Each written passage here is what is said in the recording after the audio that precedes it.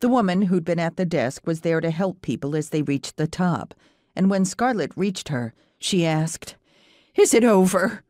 Scarlett nodded. "For the moment. You should get whatever magical authorities have responsibility for this area moving.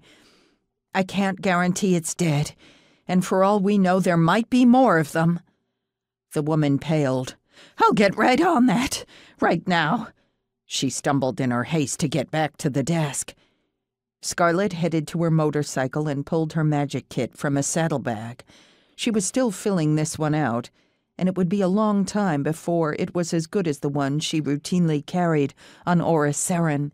It had the essential supplies, and she took them back inside and used them to create a rune-covered perimeter around the fallen section of the floor.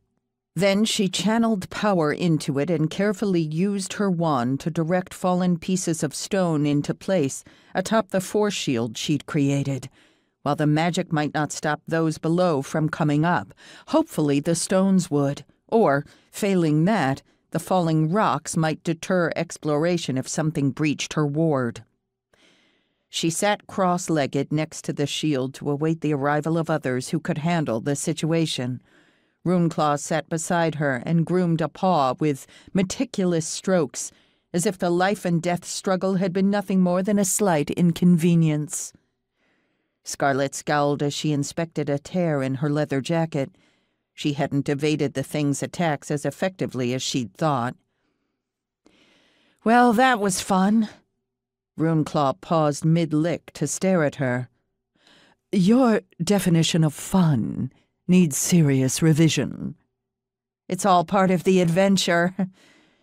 "Most people come to Hole in the Rock for the kitsch. Not you. You have to discover some scary beast who doesn't like us." "Most people aren't us, and I warned you about the trouble thing." Runeclaw resumed his grooming.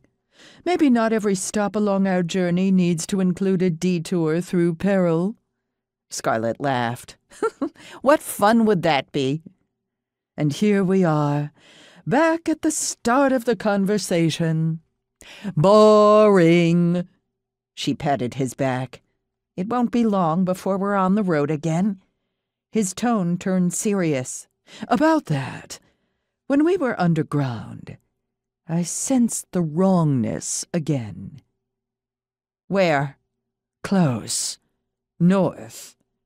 Scarlett called up a map on her phone. "Downtown Moab is in that direction." He climbed up on her leg, laid down and closed his eyes. "Wake me when it's time to leave." She laughed, leaned back against the wall, and closed hers as well. "When it's time to leave for what?" He let out a long sigh and drawled, "The next fun adventure." Scarlett grinned. "Exactly."